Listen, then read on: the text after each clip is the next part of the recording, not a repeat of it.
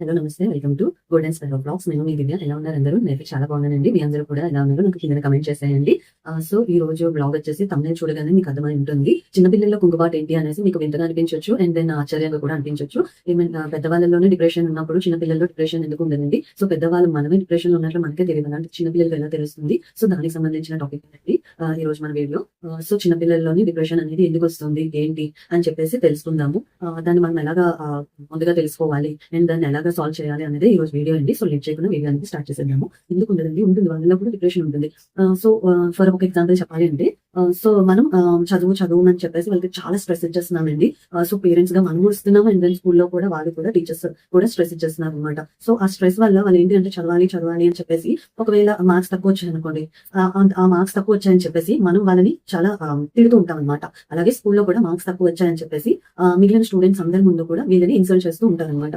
So అలా insult చేసేటప్పుడు మిగిలిన స్టూడెంట్స్ వీళ్ళని చూసి, టీచర్ లేనప్పుడు వీళ్ళని చూసి నవ్వడం, లేదు అంటే టీచర్ చేసిన ఇన్సల్ట్ చేసిన వర్డ్స్ ని యూజ్ చేయడం, అలా చేస్తూ ఉంటారు. సో దాని వల్ల చిన్నపిల్లలు డిప్రెషన్ లోకి వెళ్ళిపోతారండి. సో వీళ్ళందరి ముందు నన్ను టీచర్ ఇన్సల్ట్ చేశారని చెప్పేసి డిప్రెషన్ లోకి వెళ్ళిపోతారు. వాళ్ళకి కూడా ఉంటుంది అనమాట. సో డిప్రెషన్ అనేది మనిషిలోని అన్ని ఏజెస్ కి రిలేట్ అయి ఉంటుంది అనమాట. సో అదేంటంటే మన మైండ్ సెట్ బట్టి డిప్రెషన్ లోకి మనం వెళ్తామా, లేదంటే దాన్ని లైట్ తీసుకుంటామా అనేది మన మైండ్ సెట్ మీద డిపెండ్ అయి ఉంటుందండి. సో చిన్నపిల్లల్లోని డిప్రెషన్ కి సంబంధించిన లక్షణాన్ని మనం ఎలా తెలుసుకోవాలి చూద్దామండి. తర్వాత దానికి సంబంధించిన కారణాలు తెలుసుకుందాము, అలాగే దాన్ని మనం ఎలాగా క్యూర్ చేయాలో తెలుసుకుందామండి. సో ఫస్ట్ చిన్నపిల్లల్లో డిప్రెషన్ కి సంబంధించిన లక్షణాలు అనేవి చూద్దాము. సో ఈ డిప్రెషన్ కి సంబంధించిన లక్షణాలు అనేవి అందరిలోనూ ఉంటాయండి. చాలా మంది పిల్లల్లో ఉంటాయి, ఈవెన్ డిప్రెషన్ లో లేని పిల్లల్లో కూడా ఉంటాయి. సో అంత మాత్రాన డిప్రెషన్ లో ఉన్నట్లు అర్థమా అనేసి అనుకోకండి. డిప్రెషన్ లో ఉన్న పిల్లలకి ఏంటంటే లక్షణాలు అనేవి ఎక్కువ డేస్ ప్రొలాంగ్ అవుతూ ఉంటాయి అనమాట. అదే డిప్రెషన్ లో లేని పిల్లలకి అవి అన్ని డేస్ ప్రొలాంగ్ అవ్వదు, అండ్ దెన్ వాళ్ళలో ఈ లక్షణాలు కూడా కొంతమందిలో లేకపోవచ్చు. సో ఫస్ట్ పక్క గడపడండి. సో జనరల్ గా మన ఇండియాలో ఏంటంటే 4 years లోపు ఉన్న పిల్లలకి టాయిలెట్ ట్రైనింగ్ అనేది నేర్పిస్తాం అనమాట. వాళ్ళు నేర్చుకుంటారు కూడా. 4 years లోపు పిల్లలకి టాయిలెట్ ట్రైనింగ్ అనేది మనం నేర్పిస్తాము. పేరెంట్స్ వాళ్ళు కూడా చక్కగా నేర్చుకుంటారు. సో అంత చక్కగా నేర్చుకున్న పిల్లలు ఉన్నట్టుండి పక్క తడపడం స్టార్ట్ చేస్తారనమాట. అది కూడా 1 or 2 days కాకుండా వారం రోజుల పాటు వాళ్ళు పక్క తడుపుతున్నారు అంటే మనం దాన్ని డిప్రెషన్ సంబంధించిన ఒక లక్షణం కింద మనం తీసుకోవాలండి. అండ్ దెన్ నెక్స్ట్ వచ్చేసి పీడకలలండి. సో పెద్దవాళ్ళకి మనకే పడుకున్నప్పుడు కొన్ని బ్యాడ్ డ్రీమ్స్ అనేవి వస్తూ ఉంటాయి, లేదంటే కొంచెం భయం వేసే డ్రీమ్స్ వస్తూ ఉంటాయి. సో చిన్నపిల్లలకి కూడా అలాగే కొన్ని భయపడే డ్రీమ్స్ వస్తూ ఉంటాయండి. సో ఆ డ్రీమ్స్ వచ్చేటప్పుడు వాళ్ళు ఉన్నట్టుండి ఉలికిపడి లేచి ఏడడం, అలాగే పేరెంట్స్ ని పట్టుకొని కంగారుగా ఏడుస్తూ ఉంటారనమాట. సో ఉన్నట్టుండి వాళ్ళు లేచి కంగారు పడుతూ ఉంటారు, అండ్ అలాగే పేరెంట్స్ ని పట్టుకొని ఏడుస్తూ ఉంటారనమాట. సో అది గోర్లు కొడితే అలవాటు లేకపోతే సడన్ గా అలవాటు వచ్చింది, స్టార్ట్ అయింది అంటే అది డిప్రెషన్ సంబంధించిన లక్షణమేనండి. సో గోర్లు కొడకడం అనేది బ్యాడ్ హ్యాబిట్ అని మనం ఫస్ట్ నుంచి మన పిల్లలకి నేర్పిస్తూ ఉంటాం అనమాట. సో అలా కాకుండా వాళ్ళకి ఫస్ట్ నుంచి గోర్లు కొడితే అలవాటు లేదు. సో ఒకవేళ ఉన్నా సరే ఏదో రోజుకి ఒకసారి గోర్లు కొడుకుతూ ఉంటారు, ఇలా అలవాటు ఉంది. అలా కాకుండా డిప్రెషన్ ఉన్న వాళ్ళు ఏంటంటే గోర్లు ఉన్నా లేకపోయినా వాటిని కొరుకుతూ ఉంటారండి. సో అది డిప్రెషన్ సంబంధించిన లక్షణం అనమాట. సో అలవాటు లేకపోతే ఈజీగా మనం అర్థం చేసుకోవచ్చు. గోర్లు కొరకు అలవాటు లేదు, సడన్ గా దీనికి ఎలా స్టార్ట్ అయిందని చెప్పేసి మనం అర్థం చేసుకుంటాం. సో ఒకవేళ అలవాటు ఉందో ఫింగర్స్ కానీ కొరుకుతూ ఉంటారు అస్తమానికి అనమాట. సో ఎక్కువగా కొరుకుతూ ఉంటారు అనమాట.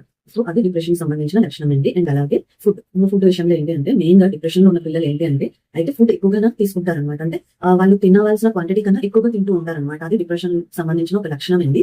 సో వాళ్ళు డిప్రెషన్ ఉన్నప్పుడు వాళ్ళకి ఏం చేయాలో తెలియక ఎక్కువగా ఫుడ్ అనేది తీసుకుంటూ ఉంటారు అనమాట. లేదు అంటే కొంతమంది ఏం చేస్తారంటే అసలు ఫుడ్ తీసుకోరు అనమాట. ఫుడ్ అనేది కంప్లీట్ గా కట్ డౌన్ చేసేస్తూ ఉంటారు. అలా కట్ డౌన్ చేయడం వల్ల ఏంటి అంటే మన పేరెంట్స్ మన మీద జాలి చూపిస్తారు, మన మీద సానుభూతి చూపిస్తారు అన్న ఆలోచనతో వాళ్ళు ఫుడ్ అనేది తీసుకోవాలన్నమాట. ఫుడ్ గా కంప్లీట్ గా మానేస్తారు అనమాట వాళ్ళకి. అంటే మనం ఏమైనా అన్నాం అనుకోండి, వాళ్ళ చేతిలో ఏదైనా వస్తువు ఉన్నారనుకోండి, అది కింద విసిరేస్తూ ఉంటారు అనమాట. అది ఎంత ఖరీదైనా వాళ్ళు విసిరేస్తూ ఉంటారు. అండ్ దెన్ వాళ్ళు ఒకవేళ మనం ఏమైనా చెప్పామనుకోండి, వాళ్ళు ఏమైనా బుక్స్ ఉంటే బుక్స్ లో ఉన్న పేజెస్ చింపేస్తూ ఉంటారు అనమాట. నెక్స్ట్ చాలా రూడ్ గా ప్రవర్తిస్తూ ఉంటారు అనమాట. వాళ్ళ బిహేవియర్ అనేది కొంచెం రూడ్ గా ఉంటుంది. సో ఈ 4 కూడా డిప్రెషన్ సంబంధించిన లక్షణాలు ఏంటి. ఫస్ట్ వచ్చేసి పక్క తడపడం, సెకండ్ వచ్చేసి పీడకలలు రావడం అనమాట, అండ్ థర్డ్ వచ్చేసి గోర్లు కొడుకుతూ ఉంటారు, అండ్ ఫోర్త్ వచ్చేసి ఫుడ్ అనమాట. ఫుడ్ ఏదో ఎక్కువగా తీసుకుంటారు, లేదు అంటే తక్కువగా తీసుకుంటారు. ఎక్కువగా అంటే వాళ్ళు తినవలసిన దానికన్నా ఎక్కువగా తింటూ ఉంటారు. అది మనకు తెలుస్తూ ఉంటుంది. యాజ్ పేరెంట్ గా మన పిల్లలు ఎంత ఫుడ్ తీసుకుంటారో మనకు తెలుసు కదండి. సో అంతకు మించి ఎక్కువగా ఫుడ్ తీసుకుంటున్నారంటే వాళ్ళు డిప్రెషన్ లో ఉన్నారని అర్థమండి. లేదు అస్సలు ఫుడ్ తినటం లేదు అనేసి అంటే వాళ్ళు డిప్రెషన్ లో ఉన్నారని అర్థమండి. వాళ్ళ మీద మనం జాలి చూపిస్తాము, సానుభూతి చూపిస్తాము అని చెప్పేసి వాళ్ళు ఫుడ్ అనేది తీసుకోవాలన్నమాట. And then last 5th one వచ్చేసి వాళ్ళు విపరీతంగా కోప్పడుతూ ఉంటారండి. సో ఈ 5 లక్షణాలు కూడా డిప్రెషన్ సంబంధించిన లక్షణాలండి. అండ్ దెన్ ఇప్పుడు డిప్రెషన్ సంబంధించిన కారణాలు చూద్దాం. అసలు కారణం ఏంటి వాళ్ళు డిప్రెషన్ లోకి వెళ్ళడానికి అని చెప్పేసి చూద్దాం. సంబంధించిన కారణాలు ఏంటి అంటే ఫస్ట్ వచ్చేసి పేరెంట్స్ అండి. పిల్లలు దగ్గర మనం ఇప్పుడు పడుతున్నాం అనుకోండి, సో మనం వెళ్ళిపోతాము అని చెప్పేసి ఎప్పుడైనా మనం పేరెంట్స్ పిల్లల దగ్గర అంటే వాళ్ళ ఎదురుగా గొడవపడి, లేదు మనం వెళ్ళిపోదాం, డైవర్స్ తీసుకుందాం అనేసి పిల్లల ఎదురుగా ఎప్పుడైతే పేరెంట్స్ మాట్లాడుకుంటారో వాళ్ళకి ఏమనిపిస్తుంది అంటే మా పేరెంట్స్ వెళ్ళిపోతారు, నేను ఇప్పుడు మా మమ్మీ దగ్గరికి వెళ్తాను, మా డాడీ దగ్గరికి వెళ్తాను, నాకు ఉండదు, మా డ్యాడీ ఉండరు. సో నేను ఓన్లీ సింగిల్ పేరెంట్ దగ్గరే పెరగాలి అని చెప్పేసి ఆలోచిస్తూ ఉంటారండి. సో వాళ్ళిద్దరూ విడిపోతారు, పేరెంట్స్ విడిపోతారు అని చెప్పేసి వాళ్ళ మైండ్ లోని చాలా బలంగా ఉండిపోతుంది అనమాట. అది ఒక మెయిన్ కారణం. సో నెక్స్ట్ సెకండ్ వచ్చేసి ఈ హ్యాండిక్యాప్ పీపుల్ ఉంటారు, ఆటిజం ఉన్న పిల్లలు ఉంటారండి. వాళ్ళకి ఏంటి అంటే ఏదైనా మనము లెసన్స్ చెప్పాలనుకోండి వాళ్ళకి అంత వేగా అర్థం చేసుకోలేరు అనమాట. సో స్కూల్లో ఏంటి అంటే వాళ్ళతో పాటు చెప్తే వాళ్ళకి అర్థం అవుతుంది. సో మార్క్స్ తక్కువగా వస్తాయి అనమాట. సో తక్కువ అర్థం వల్ల స్కూల్లో అందరికీ వాళ్ళు ఇన్సల్ట్ చేస్తే వాళ్ళకి అది ఇన్సల్ట్ కొంచెం డిప్రెషన్ లోకి వెళ్ళిపోతారు అనమాట వాళ్ళ ఇన్సల్ట్ చేయడం వల్ల. సో వాళ్ళు ఏంటంటే ఓన్లీ స్టడీస్ ఫిజికల్ యాక్టివిటీస్ లో కూడా వెనుకబడి ఉంటారన్నమాట.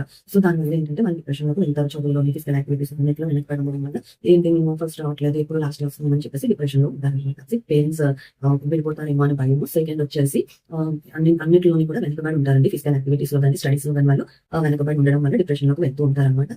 థర్డ్ వచ్చేసి వాళ్ళు ఏంటి అంటే ఇంట్లోని బయట వాళ్ళ వల్ల కూడా వాళ్ళు ఫేస్ చేస్తున్న ప్రాబ్లమ్స్ వల్ల డిప్రెషన్ లోకి వెళ్తూ ఉంటారన్నమాట. అండ్ దెన్ ఇప్పుడు ఈ డిప్రెషన్ ని పిల్లలు డిప్రెషన్ లో ఉన్నారు అని చెప్పేసి డాక్టర్ దగ్గరికి మనం తీసుకెళ్లాల్సిన అవసరం అసలు లేదండి. ఆ డిప్రెషన్ ని పేరెంట్స్ గా మనమే వాళ్ళని డిప్రెషన్ లో నుంచి బయటకు తీసుకురావచ్చు. అది ఎలా అనేది నేను చెప్పబోతున్నాను. సో మీరు పిల్లలు డిప్రెషన్ లో ఉన్నారని చెప్పేసి అస్సలు కంగారు పడదండి. కూల్ గా ఉంది, ఫస్ట్ ఆలోచించండి ఎలా చేయాలి ఏంటి. ఫస్ట్ కారణాలు తెలుసుకోండి అని చెప్పిన కదా, లక్షణాలు కారణాలు తెలుసుకుంటే ఆటోమేటిక్ గా వాళ్ళని డిప్రెషన్ లో నుంచి ఎలా బయటకు తీసుకురావాలో మనకి ఆన్సర్ దొరికేస్తుంది. ఆన్సర్ కూడా దొరుకుతుంది అనమాట. చేయాల్సిన పని ఏంటి అంటే వాళ్ళని కొత్త ప్లేసెస్ కి తీసుకువెళ్తూ ఉండాలి. అంటే పార్క్ కానీ లేదు అంటే టూర్ ఏదైనా టూర్కి తీసుకువెళ్ళడం, అది కొత్త ప్లేసెస్ కి తీసుకెళ్తూ ఉండాలి. ఆ ప్లేసెస్ కూడా నేచర్ కి దగ్గరగా ఉన్న ప్లేసెస్ ని చూస్ చేసుకోవాలండి. అంటే అందరిలో ఉన్నావు కాకుండా నేచర్ కి దగ్గరగా ఉన్న ప్లేసెస్ ని చూస్ చేసుకోవాలన్నమాట. సో నేచర్ కి దగ్గరగా ఉన్న ప్లేసెస్, ప్రశాంతంగా ఉన్న ప్లేసెస్ ని చూస్ చేసుకొని సో పిల్లల్ని ఫస్ట్ అక్కడికి తీసుకువెళ్ళాలంటే కొన్ని డేస్ వాళ్ళకి ప్లేస్ ని చేంజ్ చేయాలన్నమాట. కొన్ని డేస్ కి వాళ్ళకి ప్లేస్ అనేది చేంజ్ చేస్తూ ఉండాలన్నమాట. జస్ట్ ఫర్ 10 days 15 days కి వాళ్ళని ఏదైనా ఊరికి తీసుకువెళ్ళడం, వాళ్ళతో హ్యాపీగా టైం స్పెండ్ చేయడం అనేది చేస్తూ ఉండాలి. సో అలా చేయడం వల్ల ఏంటంటే ప్లేస్ చేంజ్ అవుతే ఆటోమేటిక్ గా వాళ్ళు